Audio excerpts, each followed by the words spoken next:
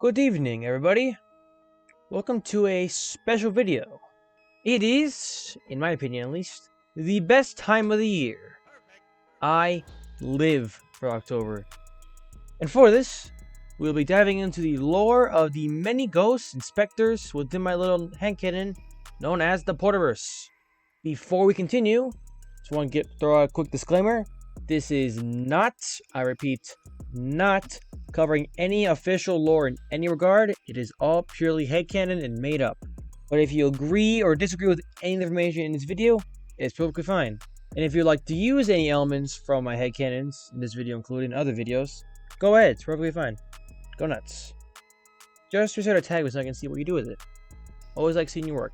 Now then, sit back, relax, probably grab some popcorn and orange Fanta, and now we shall dive into the ghosts and specters within the Porterverse.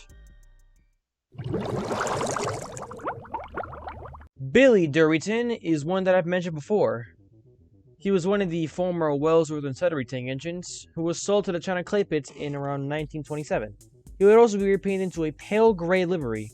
Billy Durrington was unfortunately killed in 1949 in an avalanche. He died trying to get all the workmen out, and he was scrapped following this.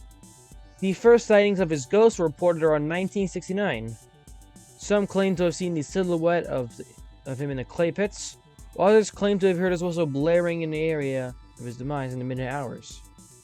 The ghost of Billy Durrington was not reported to have been hostile or friendly. The white glow and all-white livery of the ghost, according to the witnesses, indicate that this is an oddment ghost. This is one of the three types of ghosts in the Porterverse. Oddment ghosts are mainly just a spirit roaming around the area of their demise, as if they were watching over it. And these types of ghosts can often be seen during the autumn months, albeit it is very rare. But just know the autumn months are the best time of year to try to catch one if you want to see it. Stanley and Smudger were mid-sorter railway engines number 2 and O2 respectively. They would work on the railway until their untimely deaths during a bombing raid in World War II. The ghosts of these engines were first spotted in the 1960s. The reports of this and eyewitnesses claim to have seen an invisible figure with a golden sparkle outline, almost like fireflies. And if these reports are believed to be true, then it is believed that the ghosts of the late Stanley and Smudger are what we call a lingering type of ghost. The lingering ghosts are very known for its rare appearances, as they are basically invisible with the gold outline. And these types of ghosts are generally neutral in most situations, but they can act hostile if provoked in a certain way.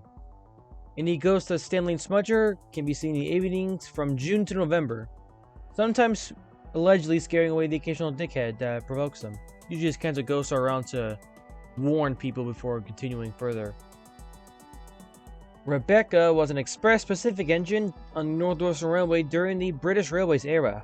She was friendly to nearly everyone around her and was all around a very kind engine. She was unfortunately killed in a fatal collision in 1965 along with several of her passengers. The first reports of her ghost date back to 1966. And going off these reports, the Lady Rebecca has become a lingering ghost. And the ghost of Rebecca could be seen from 1966 to 69. After that, there were no more appearances of Rebecca. No one knows why or how, but many believe that Rebecca is now at peace after a long time. Here's a character that I'm actually working on a model for right now. This is Archibald. Archibald is one of rather interesting origins. In 1911, the KNUR and the Big City Railroad made a deal where each will build a locomotive for each other, and each engine would arrive at their new homes around 1912. Things would go well for Archibald on Sodor until around 1915, when he was mysteriously found dead in the harbor. He had drowned. The details on this whole incident are very vague, as it was wartime and reports are very swift and everything. And the first appearances of Archibald's ghosts were reported in 1937. And going off these reports, the ghost of Archibald was almost entirely white livery with red accents all around. And going off of this indicates that Archibald has become a pugnacious type of ghost. Pugnacious ghosts are usually very hostile and often lash out at those who get close enough. The scariest part is that these ghosts are supposedly semi-tangible and they can interact with physical objects and beings. This is what makes a pugnacious ghost so dangerous. Just know that if you see a white ghost with red accents, stay away and try to get help. Always. Very, very hostile.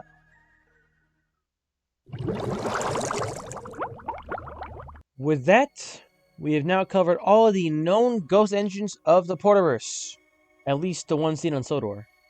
This video was honestly a lot of fun to make, as I'm a huge Halloween buff myself, and I absolutely love this time of year.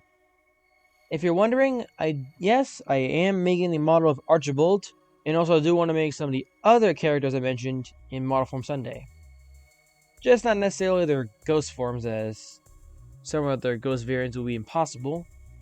There is an exception, of course, with Archibald, as I'm currently making his ghost variant, and he's almost done as a recording this, actually, so his video will be out very soon. So stay tuned for that. Thank you all very much for watching, and I shall see you all in the next one.